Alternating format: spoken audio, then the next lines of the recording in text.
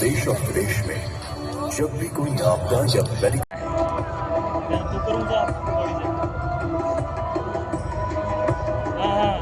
देख तो को दिखे आजा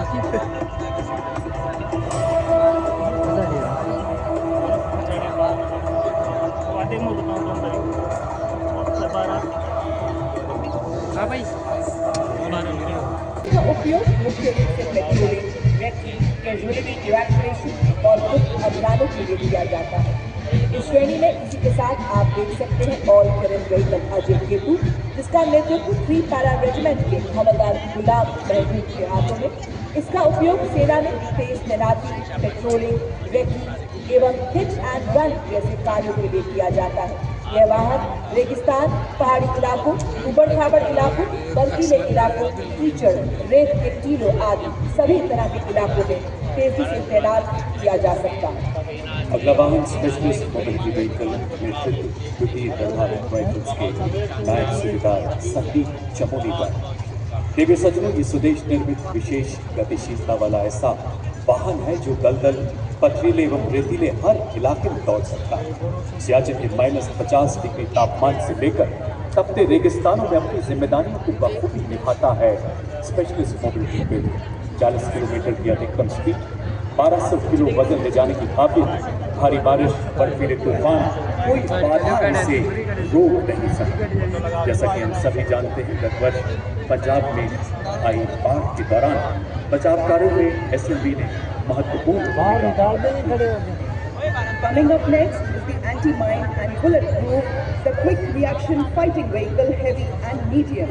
QRFP heavy is led by Naib Subedar Ajay Kumar of Cobra Scout, and QRFP medium is led by Ram Nivas Gujjar of Regiment. These vehicles have armor protection with a 360-degree turret on which 7.62 mm medium machine gun is installed and is capable of carrying 10 armed soldiers. और अब विभिन्न मिसाइलों तथा tactical drone jammer से सुसज्जित 3 light cycle vehicles का दस्ता कमान संभाल रहे हैं साथ कुमाऊं के सूबेदार दीपेंद्र सिंह। स्वदेश निर्मित लाइट स्ट्राइक व्हीकल एक ऐसा 3 वाला वाहन नीचे बैठ इसीलिए और टेरेन व्हीकल के नाम से भी जाना जाता है। आप देख सकते हैं पहले LSD पर स्पाइक मिसाइल लगाई गई है, जिसमें 5वीं पीढ़ी का वॉर हेड लगा है। मारक क्षमता 4 किलोमीटर, साथ ही दुश्मन के ड्रोन्स को डिस्ट्रॉय करने के लिए सैनिक त्रिशूल टैक्टिकल ड्रोन जैमर के साथ खड़ा भी आप देख सकते हैं। इसके ठीक पीछे आप देख सकते हैं दूसरे LSD पर मिलान एंटी टैंक बैटरी मिसाइल लगाई गई है, जिसकी मारक क्षमता 2 किलोमीटर तक है। तीसरे लाइट स्ट्राइक व्हीकल पर 4 किलोमीटर रेंज वाली बॉम्ब मिसाइल लगाई गई ताकि सेना को नई शक्ति प्रदान करता है। आप देख सकते हैं एंटी टैंक मोबाइल जिसका नेतृत्व 20 रेजिमेंट के सूबेदार ये 2 वाहन के संयोजन में काम करता है। एक वाहन की सुरक्षा और गोलीबारी और रॉकेट लॉन्चर है, दूसरे वाहन में साधनों के लिए एंटी टैंक गाइडेड मिसाइल। अगला वाहन helicopter launch anti tank guided missile का नेतृत्व 253 आर्मी एविएशन स्क्वाड्रन के नायब सूबेदार SK सामल द्वारा भारत के DRDO द्वारा स्वदेशी रूप से विकसित तीसरी पीढ़ी की anti tank guided missile Bharat के शस्त्रागार का एक ऐसा हथियार जो हमारी टैंक रोधी क्षमताओं को सशक्त बना रहा है। और इसके पीछे 24 मराठा लाइट इन्फेंट्री बटालियन के हवलदार मोरे माधव तुलसीराम के नेतृत्व में अगला वाहन vehicle based infantry motor system. पैदल सेना का तोपखाना कहा जाने वाला 81 मिलीमीटर मोटर एक बहुमुखी हथियार मंच है जो सटीकता के साथ प्रहार कर सकता है और 8.2 किलोमीटर की रेंज रखता है। और अब आपके सामने टैक्टिकल व्हीकल का दस्ता इलाके में आसानी से चल सकता है। भारतीय सेना के लिए scout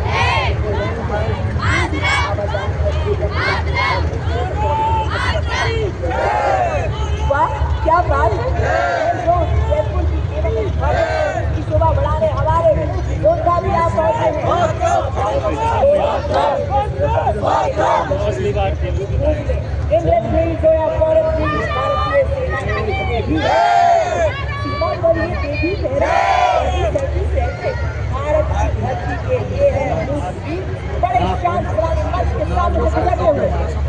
As the combined military band of the Corps of EME and the Bengal Engineer Group marches forward, every note they play becomes a salute to the soul of the nation. Playing the timeless melody of Sare Jahan Se Acha Hindustan Hamara.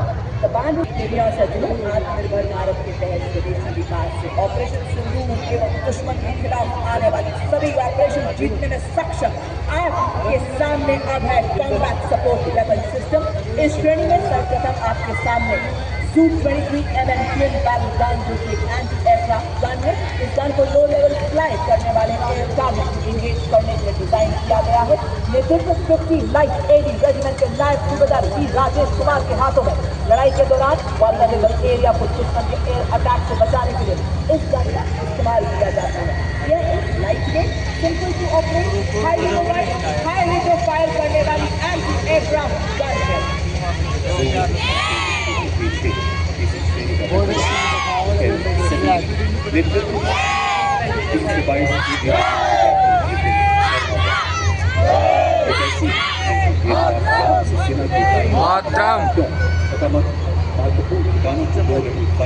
विमानों के खतरों से बचाने के लिए design किया गया। इसकी रेंज 3.5 किलोमीटर तथा इसे 3.5 टन के ट्रक द्वारा टो किया जा रहा है। ये weapon system army air defence की मुख्य आधारशिला बन रहा है और अनेकों अभियानों में अपनी उपयोगिता निरंतर सिद्ध कर रहा है। इस वेपन सिस्टम का इस्तेमाल ऑपरेशन सिंदूर के दौरान भी किया गया है। अगला वेपन सिस्टम हुआ M777 अल्ट्रा लाइट हाउवित्ज़र, क्योंकि अत्यंत सटीकता से 155 राउंड फायर करती है, जिसे 40 किलोमीटर तक बनानी फायर पावर मिलती है। आधुनिक फायर कंट्रोल सिस्टम से लैस इसे हेलीकॉप्टर द्वारा लटका कर किसी भी दुर्गम इलाके में डिप्लॉय किया जा सकता है। नेतृत्व 188 मीडियम रेजिमेंट के लेफ्टिनेंट उज्जवल भट्ट द्वारा।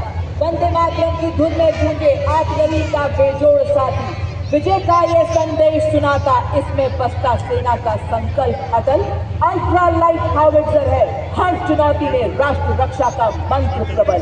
बड़े ही शांत इस्लामी मंच के सामने से गुजरता हुआ धनुष उठा प्रहार कर दुश्मनों के वार। अगला दस्ता धनुष वेपन सिस्टम का नेतृत्व 871 मीडियम रेजिमेंट के कैप्टन पीयूष पांडे द्वारा। देवी सज्जनों, धनुष एक स्वदेशी बोफोर्स गन है जो आत्मनिर्भर भारत का प्रतिनिधित्व करता है।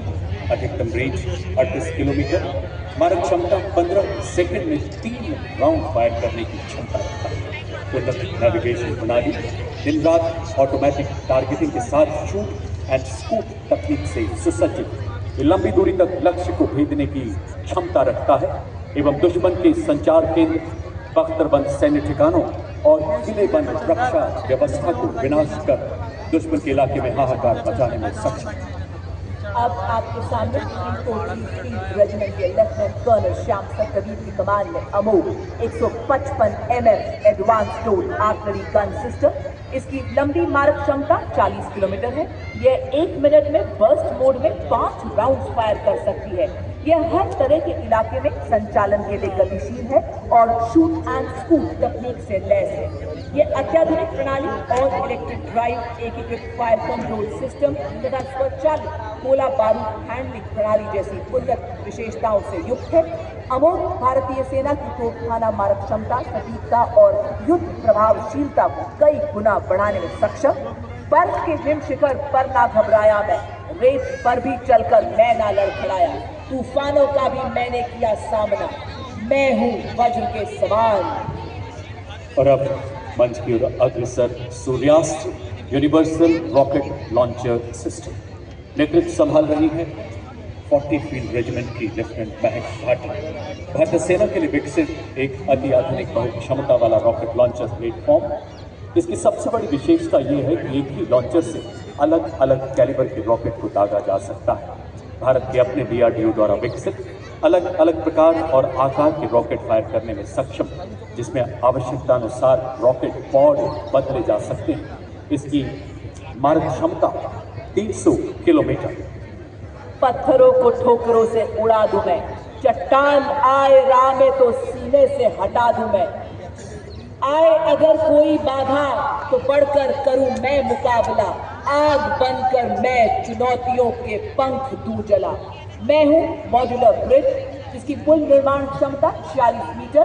आज की परेड में 115 engineer regiment major Shafi Bhat द्वारा नेतृत्व, इसे DRDO द्वारा डिजाइन किया गया। सेना की युद्ध क्षमता, निगरानी और निर्णय क्षमता को मजबूत कर रहा है। मानव रहित प्रणालियां जो सैनिकों की जान जोखिम में डाले बिना मिशन को प्रभावी बनाती है। अब आपके सामने अगला वाहन ड्रोन शक्ति, ये माननीय मुख्य अतिथि थल सेना अध्यक्ष के मार्गदर्शन में भारत में ही निर्मित ड्रोन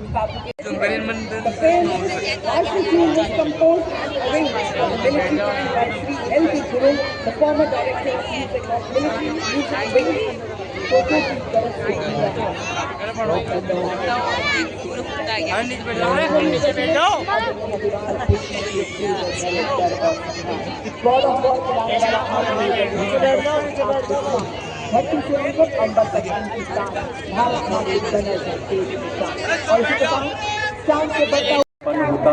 हम यहाँ उपस्थित आप सभी जयपुरवासियों के हृदय से आभार व्यक्त करते हैं। कृपया अपने स्थान पर बने रहें। आप सब ने विपरीत मौसम के बावजूद आज की परेड की शोभा बढ़ाई। मेरे तन मन में, मेरी धड़कन में, मेरी जी हाँ, इनका अंदाज दुनिया से कर जाते हैं लोग, इन्हें उर्दू खालसों में पाला। ये बटौले में 5 टॉर्नेडोज, इनके विश्वास का सूरज कभी धुंधला नहीं करता, इनके हौसलों को कष्ट का तूफानों से भिड़ जाती है, इनकी हिम्मत कभी नहीं लड़ती।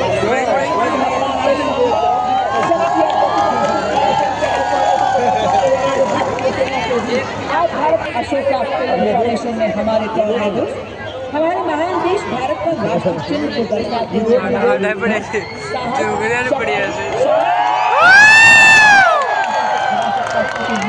करता अशोका पिलर। और ये देखिए अपाचे हेलीकॉप्टर की गर्जना से आपके जोश भरते हुए हमारे टॉर्नेडोज अपाचे हेलीकॉप्टर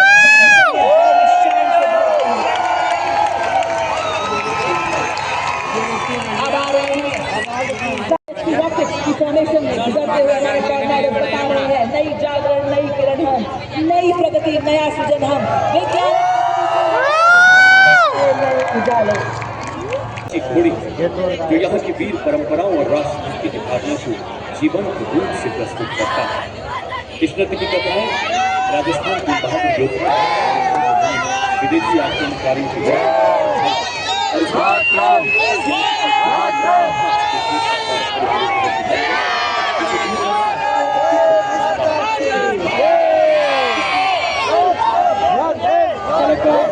के साथ तालबद्ध तरीके से सामने प्रस्तुत करते हैं। और अब राजस्थान की बनी बड़ी झांकी देश की रंग कलाओं, लोक जीवन, उत्सवों और गौरवपूर्ण परंपराओं और अतिथि शिल्प को जीवंत करती हुई आप देख सकते हैं। राजस्थान की स्मरण झांकी इसलिए अग्रभाग में स्थित कठपुतली राजस्थान की लोक चेतना की साक्षात अभिव्यक्ति बदलनाथ है। आप देख सकते हैं भरतपुर की फूलों के रंगों की होली को प्रदर्शित किया गया, जबकि इसके साथ ही मयूर नृत्य भी प्रस्तुत किया जा रहा है। सौंदर्य का सजीव चित्रण करती हुई